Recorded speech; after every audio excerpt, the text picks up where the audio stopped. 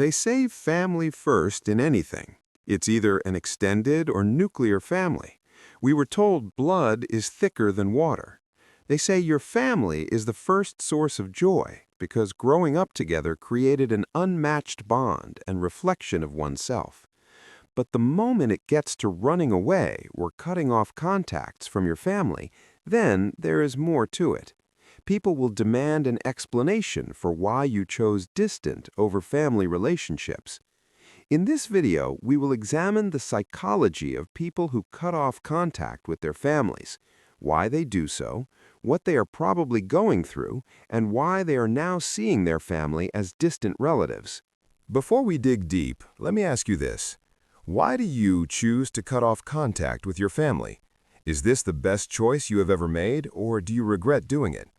Drop that in the comments section to express yourself. Now, let us see it this way. You're at a family gathering. Someone asks about your cousin who hasn't shown up in 3 years. The room goes quiet for a second, everybody starts staring at each other, then someone murmurs something about how sad it is, how selfish, how you just don't do that to family. And you agreed with them, because what else do you do? But later, while in your car, you think about that cousin. You think about the last conversation you had with them, how tired they looked, how they kept checking their phone like they were counting down the minutes. And you wonder if maybe, just maybe, everyone got it wrong this time. We talk about people who cut off their families like they're running away from something, let's say responsibility, like they're going through emotional damage or angry or too damaged to do the hard work of staying connected by keeping a distance. We use words like estranged as if it's a diagnosis, as if the act of leaving is, by itself, proof of a character flaw. But what if the people who walk away or cut off contacts from their families aren't running from responsibility? What if they're walking towards something we don't have a good language for yet? Perhaps they are working on themselves or reshaping the kind of future they want. Let's start with what we assume. The idea is pretty consistent across cultures. Someone who cuts off their family is either deeply wounded and acting out of unresolved pain, or they're determined for a reason best known to them, avoiding their family, maybe even narcissistic. We imagine them alone in apartments, bitter and isolated, replaying old grievances. We think of estrangement as a failure, a last resort, the thing you do when therapy doesn't work, when compromise isn't possible, when you've given up. Here's the reality. Research from sociologist Carl Pillemer at Cornell, who has spent years studying family estrangement, shows that the majority of people who initiate distance from their families don't do it without taking caution. They don't do it in a rage. Most of them have spent years trying other options. They've set boundaries that weren't respected. They've had conversations that went nowhere. They've tried reducing contact, limiting topics, and showing up only for the big holidays. And at some point, they realized that the relationship was costing them more than it was giving them. Not in a dramatic, explosive way, just in the quiet, constant way that water wears down stone. Pillemer's work reveals something uncomfortable. Estrangement is often the result of a sober, almost clinical cost-benefit analysis, which sounds meaningless until you think about what it actually means. It means these individuals had to sit with themselves and ask a question most of us avoid our entire lives. Is this relationship making me better or worse? Not is it hard, not only is it complicated, but is it actively harming my ability to live the life I want to live? The human brain is wired for attachment. We know this from decades of work by psychologists like John Bowlby and Mary Ainsworth, who showed us that our early bonds shape everything that comes after. We're built to seek connection, to repair ruptures, to return to the people who raised us, even when it hurts. Cutting off a family member goes against millions of evolutionary wiring. It's not an easy choice. It's the choice that requires you to override one of the most fundamental drives you have. So when someone does it anyway, when they choose distance over connection, we should probably stop assuming they're being dramatic. We should start assuming they've done the math. Let me tell you about a concept from psychology that doesn't get talked about enough outside of academic circles. Differentiation of self. It comes from Murray Bowen, a family therapist who spent his career studying how people manage to become individuals while still staying connected to their families. Differentiation is basically your ability to have your own thoughts, feelings, and values without being controlled by the emotional reactions of the people around you. It's the difference between "I feel guilty when my mother is upset" and "I notice my mother is upset and I feel separate from that." People with high differentiation can be close to their families without losing themselves. They can hear criticism without crumbling. They can offer support without getting swallowed whole. But here's the part that matters. Differentiation is only possible in relationships where there's room for it.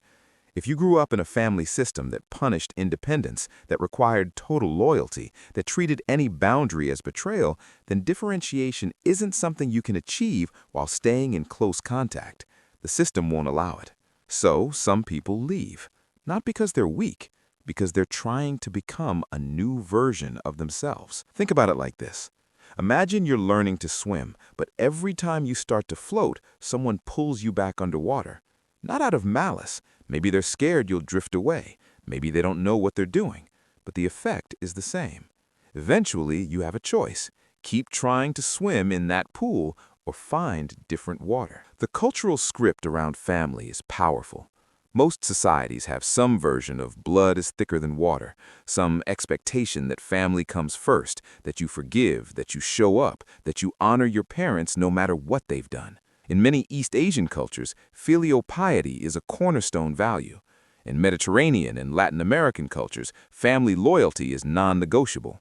Even in the individualistic West, where we supposedly prize independence, we still treat family estrangement like a scandal. But here's what's interesting.